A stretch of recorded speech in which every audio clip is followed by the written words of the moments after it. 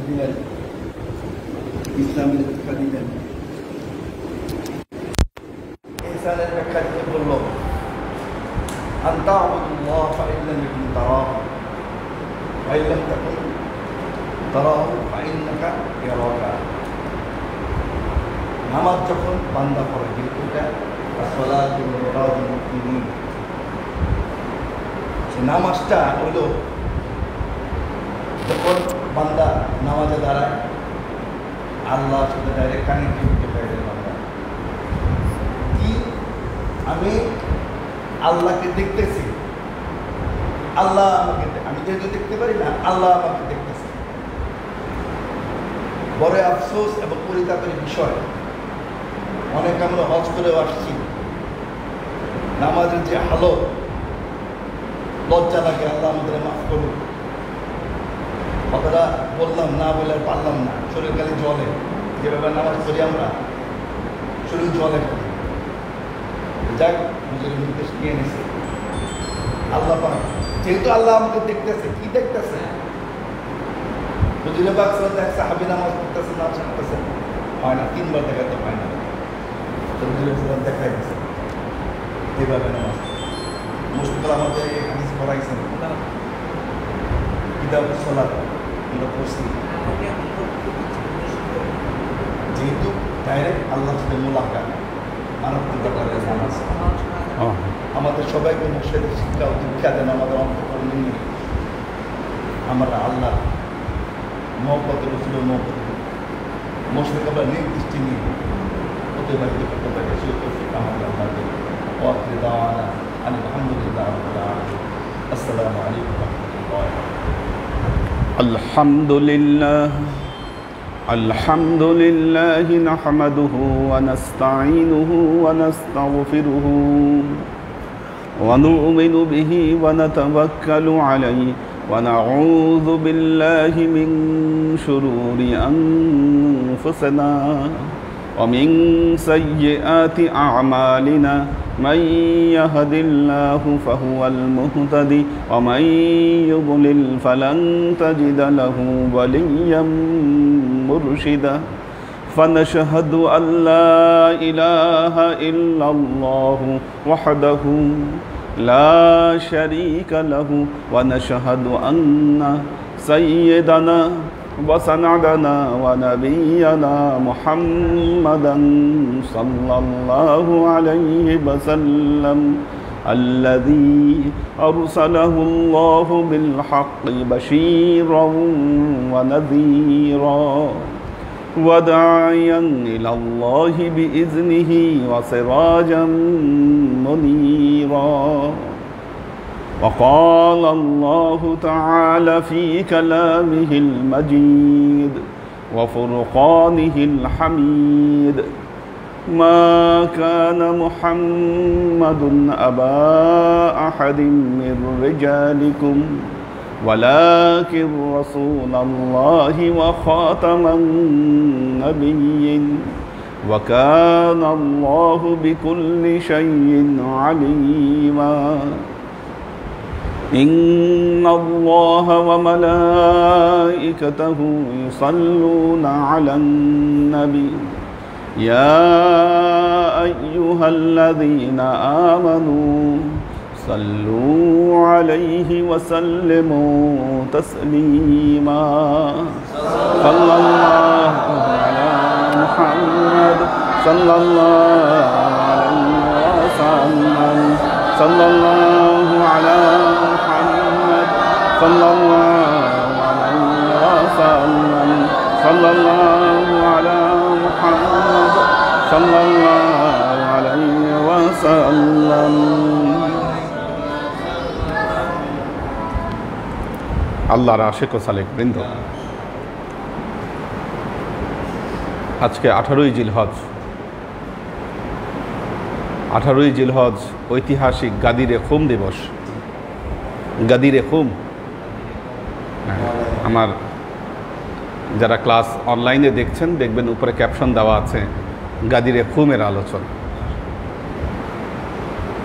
আশ্চর্যের বিষয় হলো গাদিরে খুম কথাটা শুনে আপনারা যেভাবে অবাক হচ্ছেন, অবাকই হলেন যে জীবনে প্রথমবার শুনলাম গাদিরে খুম। এটা অবাক হবারই বিষয়, কারণ এই গাদিরে খুমকে আজকে আমরা কবর দিয়ে ফেলছি। একটা ঐতিহাসিক ঘটনাকে গাদিরে খুমকে আমরা কবর দিয়ে ফেলেছি আজকে। এটাকে চরম উপেক্ষা করেছি গাদিরে খুমকে। কিন্তু এই গাদিরে খুম আসলে ইসলামের ইতিহাসে একটি জ্বলন্ত ইতিহাস। এটা শুধু জানা দরকার আপনাদের, আল্লাহর নবী বিদায় হজের ভাষণ দিলেন 9 জিলহজ। বিদায় হজের ভাষণের ঠিক 9 দিন পরের ঘটনা। আল্লাহর নবী মক্কা থেকে মদিনায় ফিরছিলেন হজ শেষ করে। ফেরার পথে গাদিরে খুম নামক একটা জায়গায় আল্লাহর নবী যাত্রা বিরতি করলেন। গাদিরে খুমে কিন্তু এখনো মসজিদ আছে, ওই গাদিরে খুমের মসজিদ, কিন্তু ওখানে কাউকে যেতে দেওয়া হয় না। স্থানের নাম গাদিরে খুম হচ্ছে স্থানের নাম। তো ওখানে কেউ এখন যায় না বা চিনি না কেউ। ইতিহাস যেভাবে বলেছি কবর দেওয়া হয়েছে, কাজে মানুষের চেনার কথাই না। গাদিরে খুম নামক জায়গায় আল্লাহ নবী যাত্রা বিরতি করলেন। কয় তারিখ? 18ই জিলহজ, আজকের এই তারিখ। আল্লাহ নবীর কাফেলা 3 ভাগে বিভক্ত হয়ে যেত। প্রথমে ফ্রন্ট একদল থাকতো, সামনে কোনো বিপদ আপদ বা ভেজাল আছে কিনা এটা মোকাবেলা করতো তারা। মাঝখানের টিমে আল্লাহ নবী থাকতেন, আল্লাহ নবীকে সবাই প্রোটেকশন দিত। শেষে একদল কাফেলা আসতো, কেউ কোনো জিনিস ফেলে থুয়ে গিয়েছে কিনা এই বিষয়টা দেখার জন্য পেছনে আরেক দল আসতো। এই 3 দলে বিভক্ত হয়ে আল্লাহ নবীর কাফেলা যাত্রা করত। তো গাদিরে খুম নামক জায়গায় এসে আল্লাহ নবী যাত্রা বিরতি করলেন, বললেন সামনের যারা রয়েছে তাদেরকে ফিরে আসতে বলো, পেছনের জন্য অপেক্ষা করলেন, সবাই যাতে একত্রিত হয় এক জায়গায়। মানে অত্যন্ত গুরুত্বপূর্ণ একটা বিষয়। কিছু বলবেন আল্লাহর নবী। যেহেতু সফর অবস্থায় ছিলেন, জোহর আসর আনতাজমা উবাইন আল বাক্তাইন, আল্লাহ নবী জোহর আসর নামাজ একসাথে সেখানে আদায় করলেন।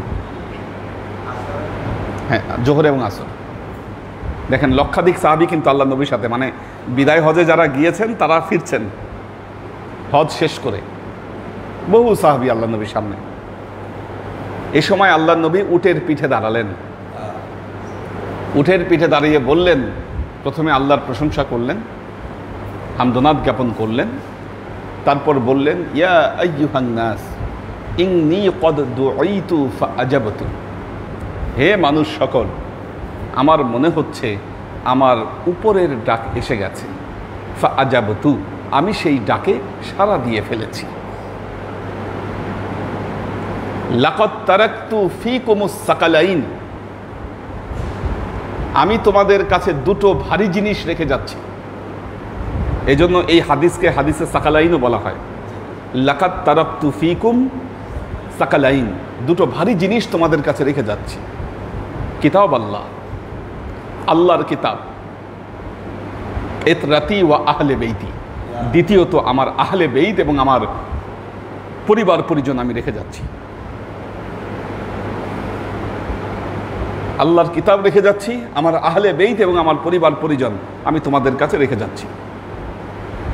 আমার পরে তোমরা এ 2টো জিনিসকে শক্তভাবে আঁকড়ে ধরবে।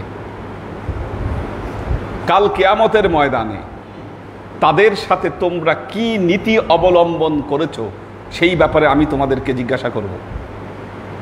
হাউজে কাউসারের পানি পান করার সময় এ 2টো জিনিস নিয়ে তোমরা আমার সাথে দেখা করবে। এই কয়টা কথা বললেন আল্লাহ নবী। এরপর হযরত আলীকে আল্লাহ নবী তার পাশে ডাকলেন। হযরত আলীর হাত ধরলেন, হাত তুলে বললেন মান কুনতু মাওলাহু ফাহাযাল আলিয়্যু মাওলাহু, যে আমাকে মাওলা হিসাবে গ্রহণ করবে সে আলীকে মাওলা হিসাবে গ্রহণ করবে। মান কুনতু মাওলাহু ফাহাযাল আলিয়্যু মাওলাহু, আমি যার মাওলা হব আলীও তার মাওলা হবে। এরপর আল্লাহর নবী হযরত আলীর জন্য অসংখ্য দোয়া করলেন, আল্লাহুম্মা মানসুর মান নাসরা আলী, আল্লাহ তুমি তাকে সাহায্য করো যে আলীকে সাহায্য করে। তুমি তার সাথে বন্ধুত্ব স্থাপন করো যে আলীর সাথে বন্ধুত্ব স্থাপন করে। তুমি তার সাথে শত্রুতা পোষণ করো যে আলীর সাথে শত্রুতা পোষণ করে। এভাবে অনেক দোয়া আল্লাহ নবী হযরত আলীর জন্য করলেন। ভাষণ শেষ হলো, হযরত ওমর রাদিয়াল্লাহু তাআলা আনহু এসে হযরত আলীকে কংগ্রেচুলেট করলেন, বললেন কদ সাহেবতাল মুমিনিনা ওয়াল মুমিনাত, আপনি তো মোমেন মোমেনাতদের নেতাই হয়ে গেলেন, নেতা হয়ে গেলেন। এটা একটা ঐতিহাসিক ঘটনা, বিরাট ঘটনা। আচ্ছা, এখানে কতগুলো জিনিস খুব গুরুত্বপূর্ণ। আল্লাহর নবী এবং আহলে বাইত। দেখুন, বিদায় হজের ভাষণে আল্লাহর নবী কি বলেছিলেন? লাকাদ তারাকতু ফিকুম আমরাইন, আমি তোমাদের কাছে দুটো গুরুত্বপূর্ণ জিনিস রেখে যাচ্ছি, কিতাব আল্লাহ ওয়া সুন্নতি, আল্লাহর কিতাব এবং আমার সুন্নত। এখন যদি কোশ্চেন করি হোয়াট ইজ সুন্নত, সুন্নতটা কি? আজকের দিনের আলেমরা দাবি করছেন সুন্নত হলো হাদিস। হাদিস হাদিস হলো একটা শাস্ত্র, যেই হাদিস শাস্ত্র আল্লাহর নবীর রেহলাতের ইন্তেকালের পর 150 বছর পরে এই হাদিস শাস্ত্রের জন্ম হয়।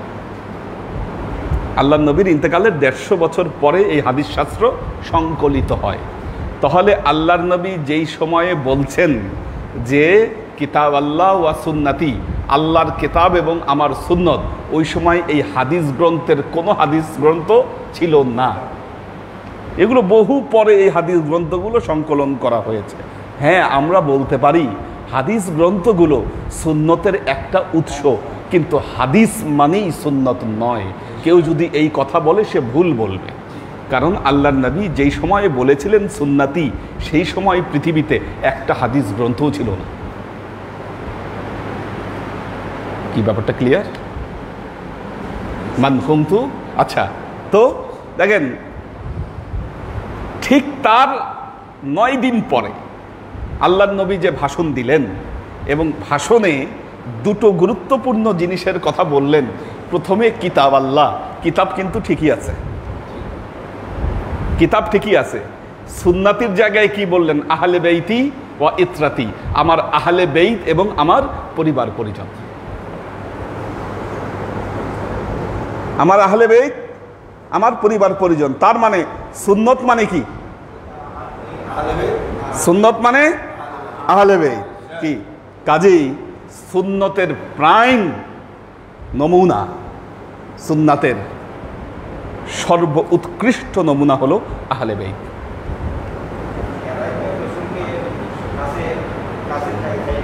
হ্যাঁ, আল্লাহর নবীকে সব থেকে কাছে এনারাই দেখেছেন, আহলে বেইতের সদস্যগণ দেখেছেন, আহলে বেইতের সদস্যগণ দেখেছেন এবং তারাই তাকে চর্চা করেছেন। এখন প্রশ্ন হলো, তাহলে আল্লাহর নবীর জীবনের এত গুরুত্বপূর্ণ ঘটনা, যেটা লক্ষাধিক সাহাবীর সামনে আল্লাহর নবী যে ভাষণ দিয়েছিলেন, আজকের দিনে আমরা কেউ জানি না কেন এই ঘটনা?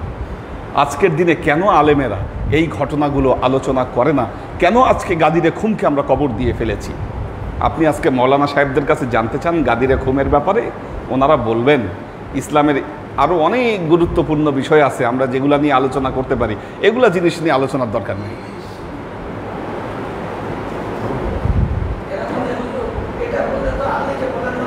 হ্যাঁ, আচ্ছা আচ্ছা, দেখেন একটা জিনিস। দ্বিতীয় প্রবলেম হলো গাদিরে খুম নিয়ে আলোচনা করলে বলবে এটা হচ্ছে শিয়াদের সাবজেক্ট, এটা আমাদের সুন্নিদের কোনো সাবজেক্ট না, এটা শিয়াদের সাবজেক্ট। সত্য সত্যের জায়গায় প্রতিষ্ঠিত শিয়া সুন্নি আল্লাহর নবীর সময় ছিল না। এগুলো আমরা তৈরি করছি, আমাদের মধ্যে বিভেদ আমরা তৈরি করেছি। যাদের মধ্যে মুনাফিকি আছে, নেফাক আছে, আল্লাহর নবীর পরিবারের সাথে শত শত বছর ধরে যারা শত্রুতা পোষণ করেছে, তাদের সাথে মুনাফিকি করেছে, তাদের সাথে হত্যা করেছে তাদেরকে, আজকে তাদেরই জারজ সন্তানগুলা কি এই গাদিরে খুম বলেন আর আলীর মর্যাদা বলেন, আহলে বেইতের মর্যাদা বলেন, এর বিপক্ষে তার অবস্থান করে। এরা হলো মুনাফিক। ইসলামের লেবাসধারীরা, ইসলামের লেবাসধারী, কিন্তু ইসলামের বিন্দু মাত্র এদের ভেতরে নাই। দেখুন একটা জিনিস, তাহলে সমাধানটা কই করবে? আমাদের একটা সমাধানে আসতে হবে। তো আজকের দিনে শিয়া, সুন্নি এবং সালাফি তিনটা ভাগে স্পষ্ট বিভক্ত আমরা দেখতে পাই, যদিও এই বিভক্তির কোনো কারণ ছিল না। দেখুন একটা জিনিস, আমরা যদি দুটোকে দুটো পোস্ট হিসাবে দেখি, একটা হলো খেলাফত, আরেকটা হলো ইমামত। কি? একটা হলো ইমামত, একটা হলো খেলাফত। একটা হলো ধর্মীয় পোস্ট, আরেকটা হলো রাজনৈতিক পোস্ট। কি? একটা হলো ধর্মীয় পোস্ট, আরেকটা হলো রাজনৈতিক পোস্ট। ইরানে যেমন এখন বর্তমানে একজন ইমাম আছে না, আয়াতুল্লাহ, সবার উপরে তার স্থান, আয়াতুল্লাহর স্থান সবার উপরে। আবার গভর্নমেন্ট চালান আরেকজন, গভর্নমেন্ট চালান আরেকজন। এই দুইটাকে যদি আপনি সমন্বয় করে ফেলেন, তাহলে ইমামত আর খেলাফতের মধ্যে কোনো দ্বন্দ্ব থাকে না। কি? ইমামতের মর্যাদা সবার ঊর্ধ্বে, এটাকে মনে রাখতে হবে। কি? আহলে বেইতের মর্যাদা যে মুসলমান অস্বীকার করবে সে মুসলমানই নয়। আহলে বেইতকে উপেক্ষা করার ক্ষমতা কোনো মুসলমানের নাই। কি? কারণ দেখুন একটা জিনিস, এই আহলে বেইত তিন ভাগে বিভক্ত। আহলে বেইত তিন ভাগে বিভক্ত। এক হচ্ছে কোরআনিক অর্থে আহলে বেইত। আল্লাহ তাআলা সূরা আহজাবের 33 নম্বর আয়াতে যে কথা বলেছেন, ইউরিদুল্লাহু লিইযহিবা আনকুমুর রিজ্জা আহলাল বাইত ওয়া ইতাহহিরাকুম তাতহীরা। আল্লাহ বলছেন ইউরিদুল্লাহু লিইযহিবা আনকুমুর রিজ্জা আহলাল বাইত। আল্লাহ চান আহলে বেইতের সদস্যদের ভেতর থেকে সমস্ত পঙ্কিলতাকে দূর করে দিতে, এবং তাদেরকে আল্লাহ পুত পবিত্র করে দিতে চান। এই আয়াত যখন নাজিল হয়, তখন আল্লাহর নবী মা উম্মে সালমার ঘরে ছিলেন। উম্মে সালমার ঘরে আল্লাহর নবী অবস্থান করছেন। এই সময়ে জিব্রাইলে আমিন এই ওহী নিয়ে আল্লাহর নবীর কাছে আসলেন যে আল্লাহ আহলে বেইতের সদস্যদেরকে পুত পবিত্র করে দিতে চায়। এই আয়াত যখন নাজিল হলো, আল্লাহর নবী মা ফাতেমাকে ডাকলেন, আলীকে ডাকলেন, হাসান হোসেনকে ডাকলেন। কি? এই চারজন। আর আল্লাহর নবী নিজে কি করলেন? এই চারজনকে আল্লাহর নবী তার নিজের চাদরের ভেতরে আবৃত করে ফেললেন, চাদর দিয়ে মোড়ায় ফেললেন এবং বললেন, হা উলাই আহলে বেইতি, এরাই হচ্ছে আমার আহলে বেইত।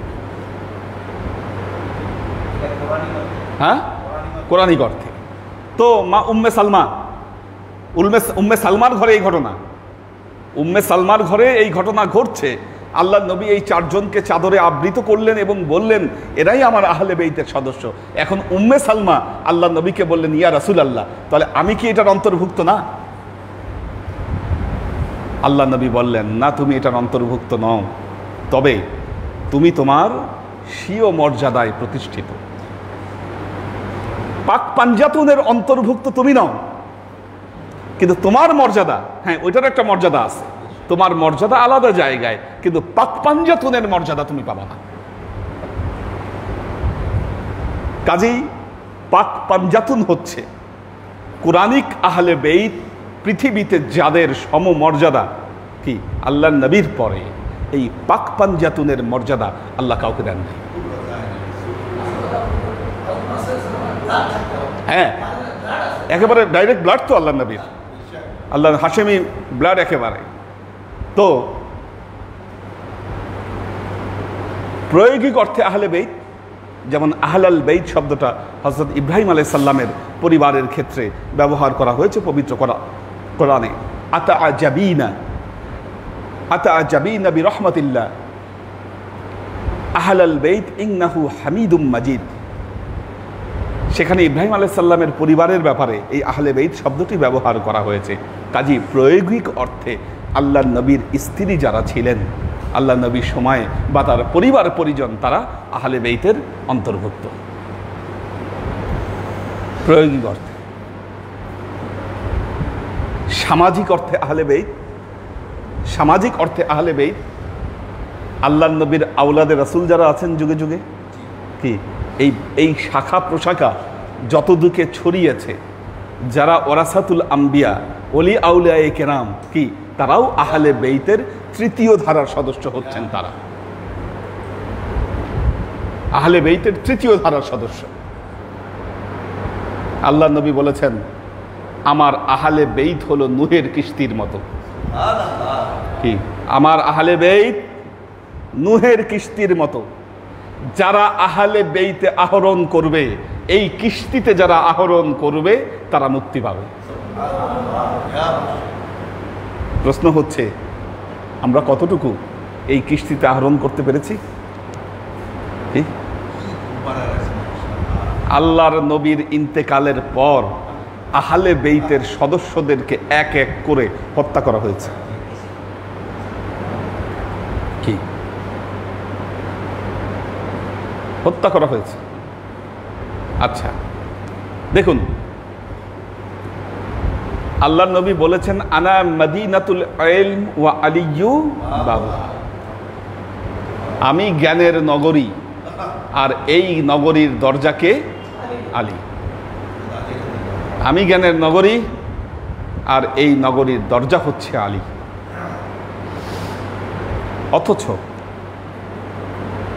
সিয়াসেত্তার মধ্যে হযরত আলী রাদিয়াল্লাহু তাআলা আনহুর বর্ণিত মাত্র 250টা হাদিস পাওয়া যায়। 250 হাদিস সিয়াসেত্তার মধ্যে, অনলি 250টা হাদিস। আল্লাহ নবী বলছে সুন্নাহ হচ্ছে কোথায়? আমার আহলে বেইতে। সুন্নাহ হচ্ছে আহলে বেইতে। হযরত যিনি মদিনাতুল ইলম, জ্ঞানের নগরীর দরজা, বাবুল মারেফাত, হযরত আলী, তার মাত্র 250টা হাদিস। এইদিকে কোনো সাহাবীর 9000 হাদিস আছে, কারো 7000 হাদিস আছে, কারো 2500 হাদিস আছে। হযরত আলীর মাত্র কয়টা? 250টা হাদিস।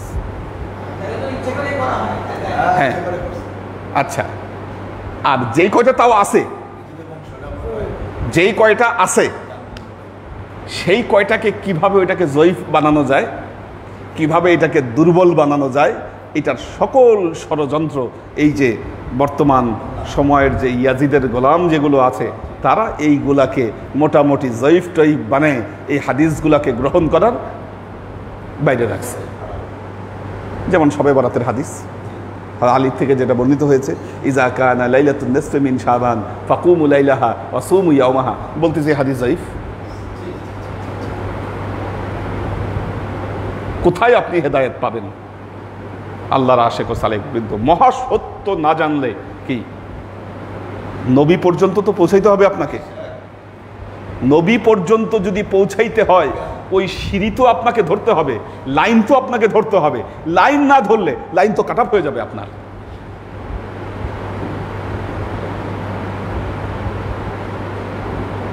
এখন সালাফিরা বর্তমানে কি করেছেন? ইমামতকে পরিত্যাগ করেছেন। ইমামতকে তারা সম্পূর্ণ বয়কট করেছেন।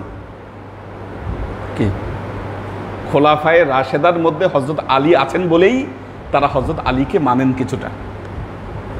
তারপরেও আপনারা জানেন, ইতিহাস সাক্ষ্য দেয়, উমাইয়া খেলাফতের সময় মসজিদের মেম্বারে হযরত আলী এবং তার পরিবারকে গালাগালি করা হতো। এটা ইসলামের ইতিহাস বলে। আমরা এখন যেমন সবার জন্য দোয়া করি, গালাগালি করেছে এই মুসলমানেরা।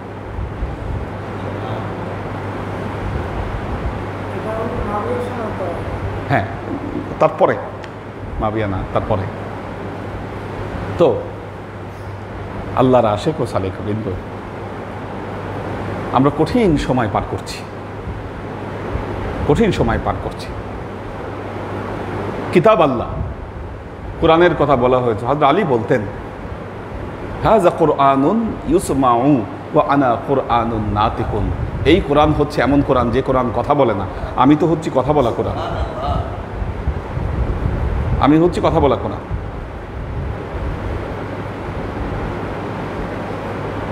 মা ফাতেমা, ইমাম হাসান, ইমাম হোসাইনের যে কথাগুলো, বক্তব্যগুলো, এগুলো আমাদের ভেতর নাই, এখন কিতাবগুলোতে নাই।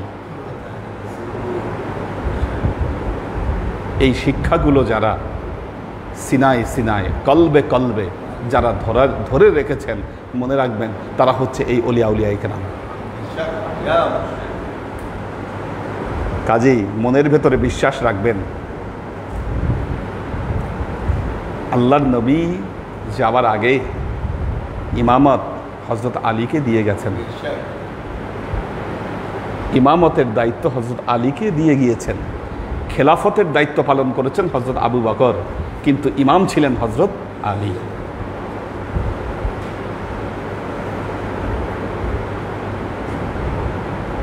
এই জন্য পৃথিবীতে যত তরিকা, কাদেরিয়া বলেন, চিশতিয়া বলেন, নকশবন্দিয়া, অধিকাংশ তরিকাই হযরত আলী থেকে আসে সারা পৃথিবীতে।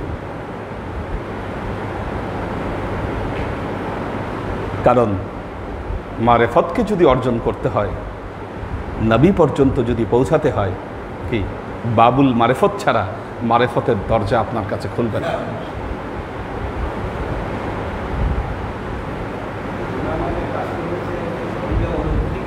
হ্যাঁ,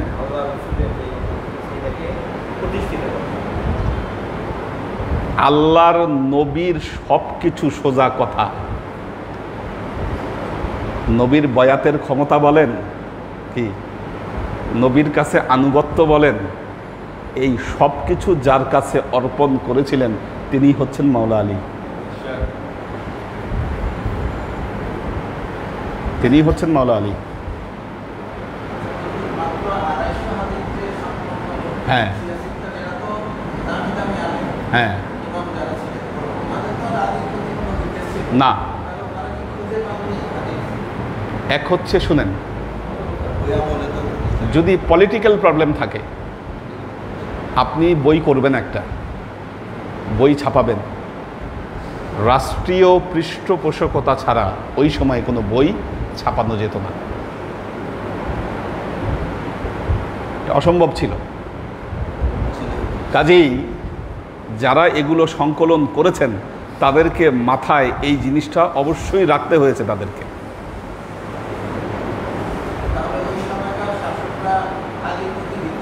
শুধু আলী না, আহলে বেইতের যারা ছিল সবার প্রতি বিদ্বেষ ছিল। এই জন্য যখন উমাইয়াদের পতন হয় আব্বাসীয়দের হাতে, আব্বাসীয়রা এই বিষয়টাকে সামনে এনে ক্ষমতায় এনেছিল যে উমাইয়ারা আল্লাহর নবীর পরিবারের সাথে তারা অসৎ আচরণ করেছে, কাজেই এদেরকে উৎখাত করা উচিত। এই বিষয়টাকে সামনে নিয়েই আব্বাসীয়রা ক্ষমতায় আসে, এবং আসার পরে উমাইয়া যত শাসক ছিল তাদের কবর থেকে হাড্ডিগুড্ডি তুলে সেগুলাকে আগুন দিয়ে জ্বালায় দিছে। তারা যে আহলে বেইতের সদস্যদের সাথে, মানে আল্লাহর নবীর তো ডাইরেক্ট ব্লাড ইমাম মাহাদি পর্যন্ত আসে, 12তম পুরুষ ইমাম মাহাদি পর্যন্ত এসেছে। হ্যাঁ হ্যাঁ, মুসা কাজেম হচ্ছে হলো 9 নম্বর, ওই যে মুসা রেজা, ইমাম মুসা রেজা যেটা, তো 12 পর্যন্ত এসেছে। তারপর তো ওনাদের আত্মীয় স্বজন বা পরিবার পরিজন, তারপর যেটা ছড়ায় ছিটায় গিয়েছে, তারা সেই হিসাবে আহলে বেইতের সদস্যরা পৃথিবীতে জীবিত ছিলেন। এবং কারবালার যে ট্র্যাজেডি হয়, কারবালার ট্র্যাজেডির সময় ইমাম জাইনুল আবেদিন, ইমাম হোসাইনের পুত্র যিনি ইমাম জাইনুল আবেদিন, ওনার জ্বর এসেছিল, এই জন্য উনি যুদ্ধে অংশগ্রহণ সেভাবে করতে পারেননি বলে বেঁচে গেছেন। এইভাবে আল্লাহ নবীর পরিবারের সকল সদস্যদের সাথে অন্যায় এবং জুলুম এদেরকে সহ্য করতে হয়েছে। পরবর্তীতে তাদেরকে শাস্তি দেওয়ার জন্য উমাইয়া শাসকদেরকে কি তাদের এই কবরগুলো চিহ্নিত করে এদেরকে কবর তুলে এগুলো আগুন দিয়ে পোড়ানো হয়। শুধু 3 জন, 3 জনের কবরকে তারা বাদ দিয়েছে। এক হচ্ছে হযরত ওসমান, তো খোলাফায়ে রাশেদার একজন, ওনার ওখানে হাত তো দেবেই না তারা, সেই হিসাবে এটার উপরে ওনারা কেউ হাত দেয়নি। দ্বিতীয়ত হচ্ছে হযরত মুয়াবিয়ার কবর চিহ্নিত করতে পারেনি না। তৃতীয়ত হচ্ছে ছোট ওমর, হ্যাঁ ওমর ইবনে আব্দুল আজিজ, যে হ্যাঁ ওনার কবরে এনারা হাত দেয়নি। বাকি যেগুলো পেয়েছে ওগুলো তুলে এরা আগুন দিয়ে পরে শেষ করছে। আল্লাহর আশিক ও সালেক বৃন্দ, একটা কথা মনে রাখবেন, মুসলমান জাতি হিসাবে যখন নিজেদেরকে পরিচয় দিবেন, অবশ্যই এই মুসলমানদের ইতিহাস আপনাকে জানতে হবে। সত্য গোপন করবেন, চোরের মতো খুসখুস করবেন, কি খুসখুস করবেন, মিথ্যা যুক্তি তর্ক দিয়ে, মিথ্যা ঘটনা দিয়ে সত্যকে গোপন করার চেষ্টা করবেন, এই সমস্ত চরিত্র আমাদেরকে বাদ দিতে হবে। এগুলো আমাদেরকে বাদ দেওয়া উচিত। শিয়া বলবে এই ভয়ে আপনি সত্য গোপন করবেন, কি যেটা প্রকাশ্য হাদিস দ্বারা প্রমাণিত, বলেন। কাজেই আল্লাহ নবী বলেছিলেন, কাল কিয়ামতের ময়দানে ভবিষ্যৎবাণী করেছিলেন, মুসলমান থাকবে, আল্লাহওয়ালা মুসলমান থাকবে না, নবীওয়ালা মুসলমান থাকবে না। আল্লাহওয়ালা আর নবীওয়ালা মুসলমানের অভাবে আজকে আমরা কি দেখতে পাচ্ছি? এই যে আমাদের মসজিদগুলা, আমাদের সমাজগুলা বিভক্তি ছড়িয়ে দিয়ে আজকে কি আমরা শান্তি মতো ইবাদত করতে পারি না, এমন বিষ আমাদের মধ্যে ছেড়ে দেওয়া হয়েছে। দেখুন একটা জিনিস, কোন আলেম যদি বলে তোমার কোরআন হাদিসের মধ্যে সমস্যা আছে, বলেন, কোন আলেম যদি বলে তোমার কোরআন হাদিসের মধ্যে সমস্যা আছে, তার মানে কি? তার ইন্টেনশন খারাপ। এ আমাদেরকে কোরআন হাদিসকে প্রশ্নবিদ্ধ করতে যাচ্ছে। খুব সুন্দরভাবে ইহুদি খ্রিস্টানরা এই কাজটা আমাদের মধ্যে করে ফেলেছে। তাদের নিযুক্ত আলেমদের দ্বারা আমাদের হাদিসগুলোকে তারা প্রশ্নবিদ্ধ করেছে,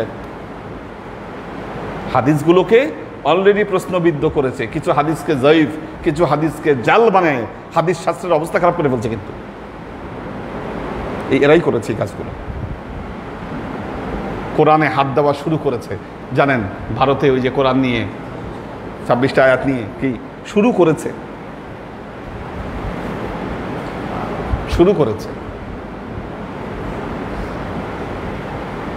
আল্লাহ আমাদেরকে রক্ষা করুন। সত্য জানতে হবে, সত্যকে উপলব্ধি করতে হবে, না হলে আপনি হেদায়েত পাবেন না। আমরা যারা নবী প্রেমিক, নবীর পরিবারকে ভালোবাসি, আমরা যারা নবীর এই ঐতিহ্যকে ধরে রেখেছি, আজকের দিনে তারা হয়তো উপেক্ষিত, কিন্তু মনে রাখবেন বিজয় এদেরই হবে ইনশাআল্লাহ। জা আল হাক্কু ওয়া যাহাকাল বাতিল ইন্নাল বাতিলা কানা যাহুকা। সত্য যখন আসে মিথ্যা দুরভিত হয়। আমাদের সতর্কতার অভাবে অনেক কিছু হয়ে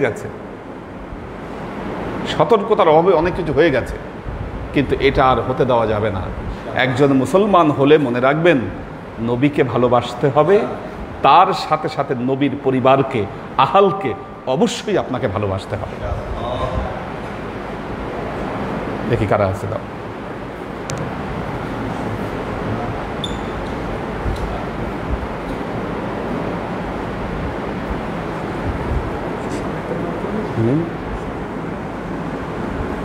না সমস্যা। জয়নাল আবেদিন, মোহাম্মদ তায়েবা, মাকসুদ ওমর, তাসনিম তাহের সিফাত, ফাতেমা জোহরা, মোবাইদুর রহমান, আব্দুল হাফিজ, নূর হোসেন খোকন, আমাদের নাজিমুদ্দিন ভাইয়ের ফ্যামিলি আছেন, মাহফুজুল হক উজ্জ্বল, মনিরুজ্জামান মনির, মোহাম্মদ ফরিদ, সুলতান মামুন, আল্লাহ রহম করুক, আমার ডায়াবেটিস বেড়ে গেছে, দোয়া চেয়েছে। মাকসুদ ওমর, উনি দোয়া চেয়েছেন। পপিয়ারা জামান সুমি, আব্দুল হাফিজ, সাগর সরকার, ফাইম ফাইজুল্লাহ, ডক্টর শওকত ওসমান, সাওয়ান খান, কামাল পাশা, ওমর শরীফ,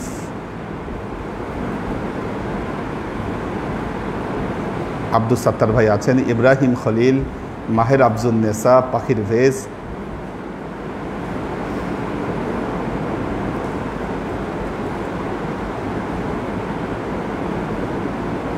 কবির হোসেন, আমরিন শরীফ, লুনা তাবাসসুম লুবনা,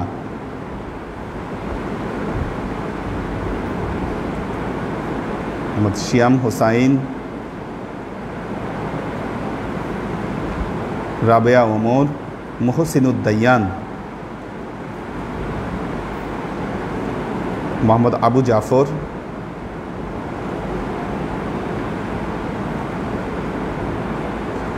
শফি ফরিদ, অন্তরা আহমেদ,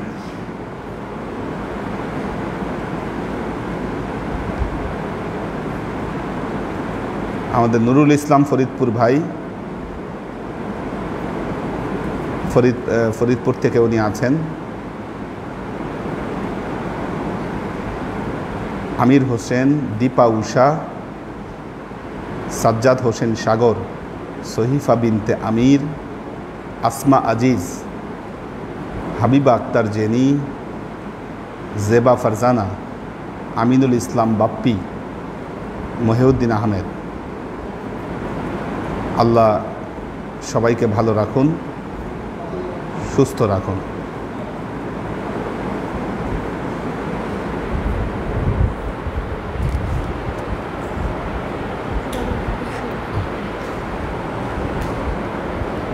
আল্লাহুম্মা আমিন। আল্লাহুম্মা সাল্লি আলা মুহাম্মাদিন ওয়া আলা আলি মুহাম্মাদ। হ্যাঁ হ্যাঁ,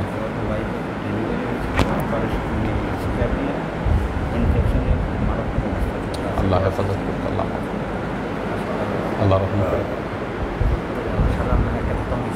আচ্ছা, আমাদের ইলিয়াস ভাই, ওনার ছেলে খুব অসুস্থ। আচ্ছা, ওই যে ওনাকে ওষুধের নামগুলো লিখে দেন, দিচ্ছেন কি? দিয়ে দেন। আমাদের ওষুধ যেগুলো আমরা খাইতে বলি, ওষুধ খাইতে কেউ অবহেলা করবেন না। যে ডাক্তার যাই বলুক, একটা কথা বলি, করোনার সময়ে যে ডাক্তার যেই বলুক, ওষুধ খেতে হবে আপনাকে। এগুলো হচ্ছে লাইফ সেভিং ওষুধ। আমি অনেকবারই বলেছি, এই ওষুধগুলো খেলে যে কাজটা হবে, আপনার জীবনের উপরে হুমকি আসবে না, নাহলে কিন্তু আপনার জীবনের উপর হুমকি আসতে পারে। যারাই হেলাফেলা করেছেন তারাই বিপদে পড়েছেন, এবং হেলাফেলাগুলোর কারণ হলো এই বিভিন্ন মানুষের কথায় বা বিভিন্ন ডাক্তারদের কথাতেই হয়তো চিন্তা করছেন যে না থাক, তাহলে এটা দরকার নাই, কী হবে না হবে, এই সেই হ্যান ত্যান আছে আছে। এবং এই ওষুধগুলো দ্রুত অবস্থায়, প্রাথমিক অবস্থাতে কাজ করে, দেরি হয়ে গেলে কিন্তু আর কাজ করবে না। আপনার যদি জিনিসটা স্প্রেড করে ফেলে, তখন কিন্তু আর এই বিষয়গুলো কাজ করে না। কাজেই এই মেডিসিনগুলো প্রবলেম দেখা যাওয়ার সাথে সাথেই প্রাথমিক অবস্থাতে এই মেডিসিনগুলো নেওয়ার চেষ্টা করবেন। টেস্ট রিপোর্ট পরে। আল্লাহ আমাদেরকে রক্ষা করুন। আল্লাহুম্মা সাল্লি আলা মুহাম্মাদিন ওয়া আলা আলি মুহাম্মাদিন কামা সাল্লাইতা আলা ইব্রাহিম ওয়া আলা আলি ইব্রাহিম ইন্নাকা হামিদুম মাজিদ। আল্লাহুম্মা বারিক আলা মুহাম্মাদিন ওয়া আলা আলি মুহাম্মাদিন কামা বারাকতা আলা ইব্রাহিম ওয়া আলা আলি ইব্রাহিম ইন্নাকা হামিদুম মাজিদ। রব্বানা যালামনা আনফুসানা ওয়া ইল্লাম তাগফির লানা ওয়া তারহামনা লানাকুনান্না মিনাল খাসিরিন। রব্বানা আতিনা ফিদ দুনিয়া হাসানা ওয়া ফিল আখিরাতি হাসানা ওয়া কিনা আযাবান নার। রব্বানা লা তুযিগ কুলুবানা বা'দা ইয হাদাইতানা ওয়া হাব লানা মিন লাদুনকা রাহমা ইন্নাকা আনতাল ওয়াহ্হাব।